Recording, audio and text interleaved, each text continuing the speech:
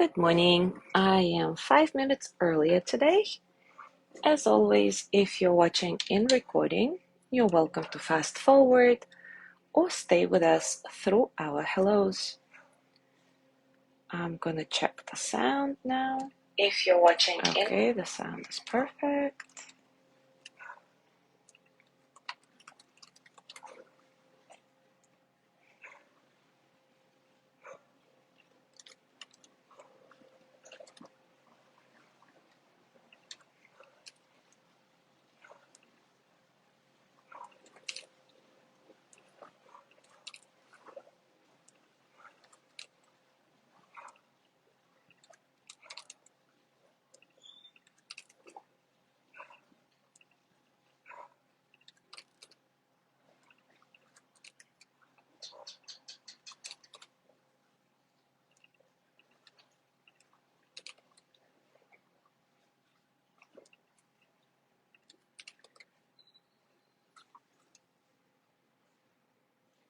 Good morning, Sandra.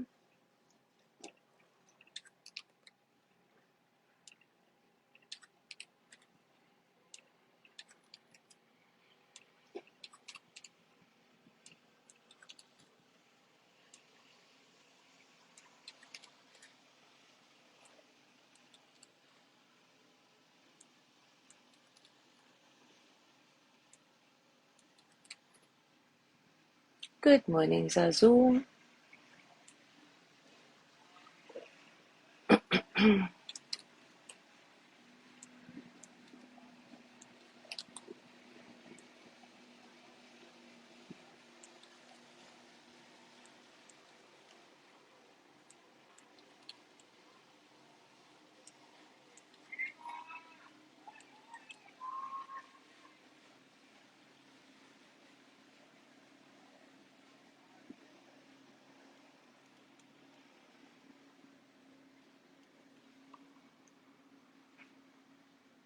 Good morning, Gina. Good morning, Mary.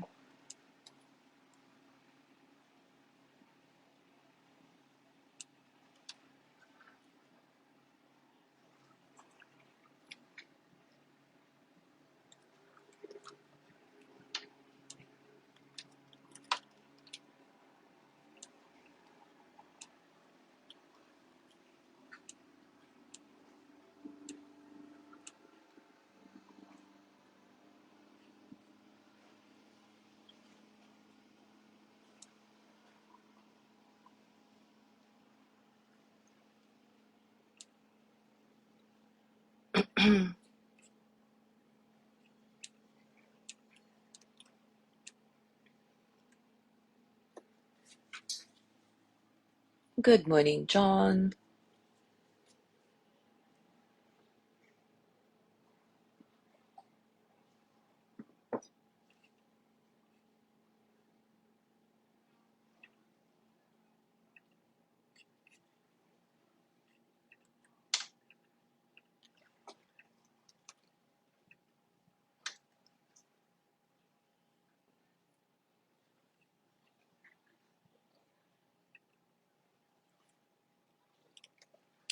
All right, it is time for us to start.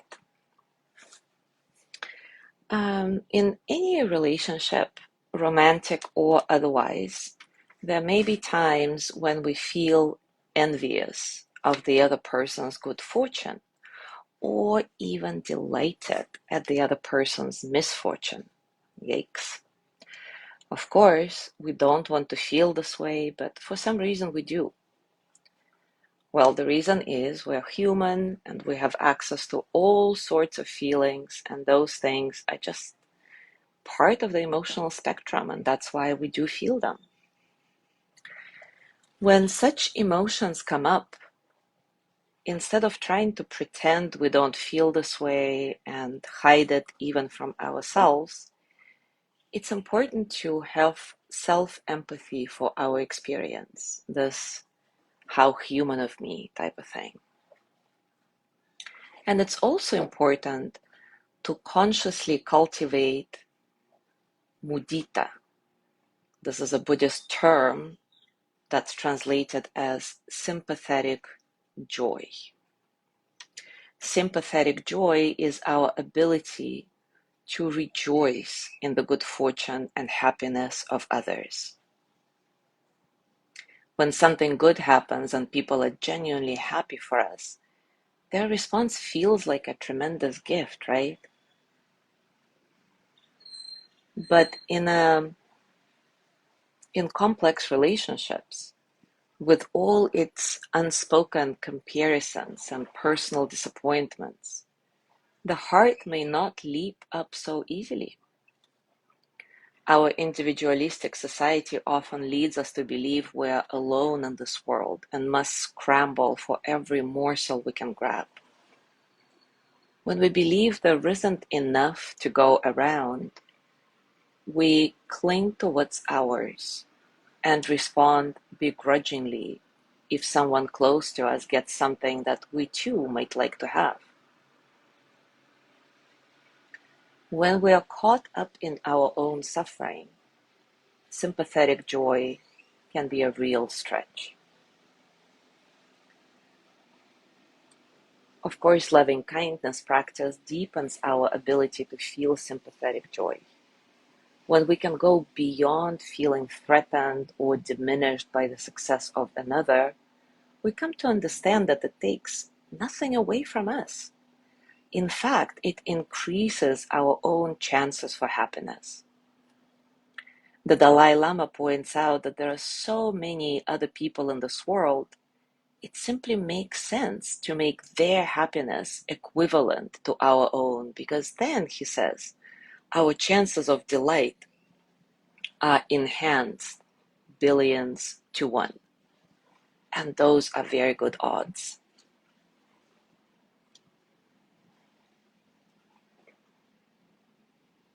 So much of our unhappy condition as living beings comes from the constricting effect of our negativity towards each other. We limit ourselves, we limit others, we judge each other, compare ourselves to each other, demean and envy each other, and we ourselves suffer the strangling effect of those limitations. This is where sympathetic joy can be a cure. And sympathetic joy is not a technique, it's a practice. It takes time and effort to free ourselves of the scarcity story that most of us have learned along the way. The idea that happiness is a competition and that someone else is grabbing all the joy and it's not enough for us. The more we identify and acknowledge those moments when we are unable to genuinely share in someone else's pleasure and ask ourselves whether another person's happiness truly jeopardizes our own, the more we pave the way for experiencing sympathetic joy. By experimenting with sympathetic joy, we break from the constricted world of individual struggle and see that joy exists in more places than we have ever imagined. And we will be exploring this concept of mudita, sympathetic joy, in the next few days. Today, let's do a practice that focuses on the general concept, the general understanding of sympathetic joy and how it expresses or doesn't in our life. As always, take a comfortable position and take a few moments to settle.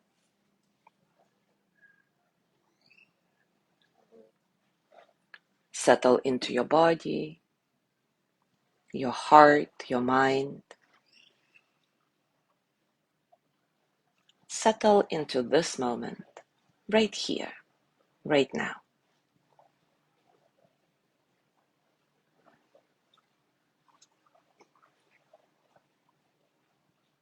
Nice and soft breath, natural, without forcing.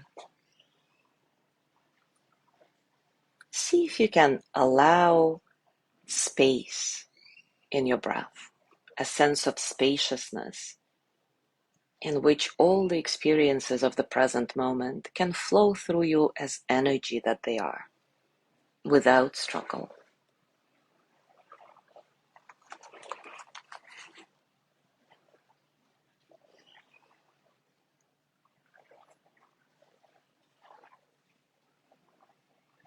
Just like with loving kindness, as we undertake sympathetic joy as a formal practice, we begin with someone whom we genuinely care about, someone it is easy for us to rejoice for.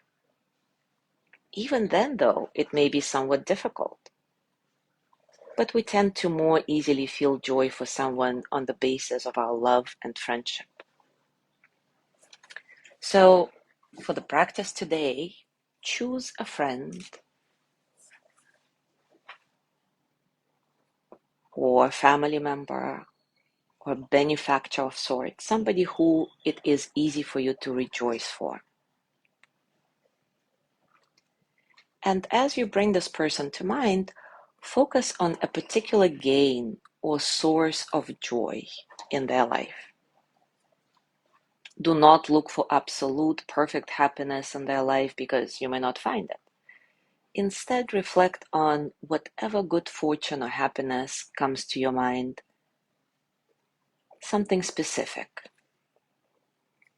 and take delight in it, repeating something like, "May your happiness and good fortune not leave you," or "May your happiness not diminish," or maybe "May your good fortune continue."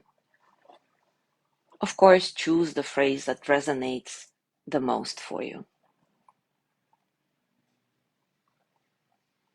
Continue repeating this phrase and notice what comes up as you recite your sympathetic joy mantra for this person.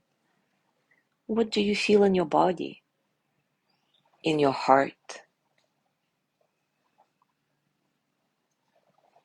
What thoughts come to mind?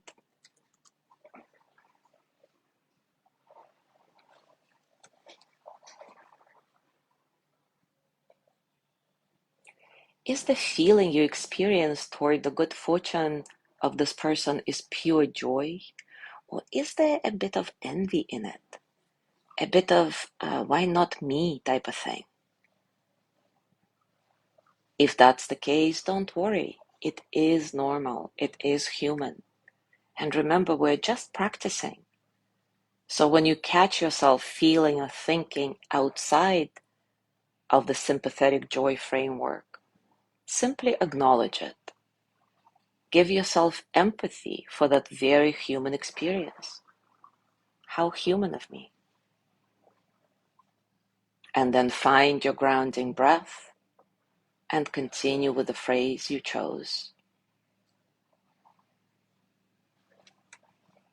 And kind of rinse and repeat as many times as needed. Whenever you notice that there is some undertone of envy or jealousy, begin again. And maybe you'll feel glimpses of this pure sympathetic joy during this practice, but maybe you won't. Again, it's okay. Practice makes perfect. Be at peace with yourself and rejoice in your willingness, in your intention to cultivate this boundless state of mind. I'll be quiet for a little bit to give you space to connect with your direct experience.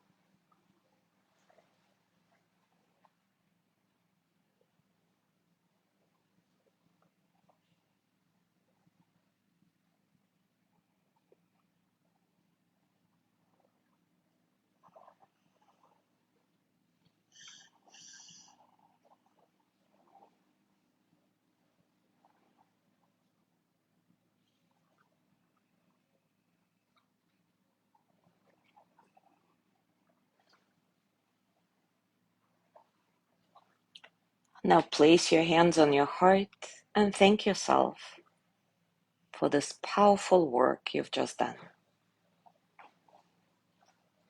And send yourself the energy of loving kindness. Repeat after me silently or out loud. May I be filled with loving kindness. May I be well in body and mind. May I feel safe, protected, at ease. May I know deep, natural peace. And as you let go of your practice, as always, scan your body. Notice what's going on for you right now, physically, emotionally, mentally. How are you, really?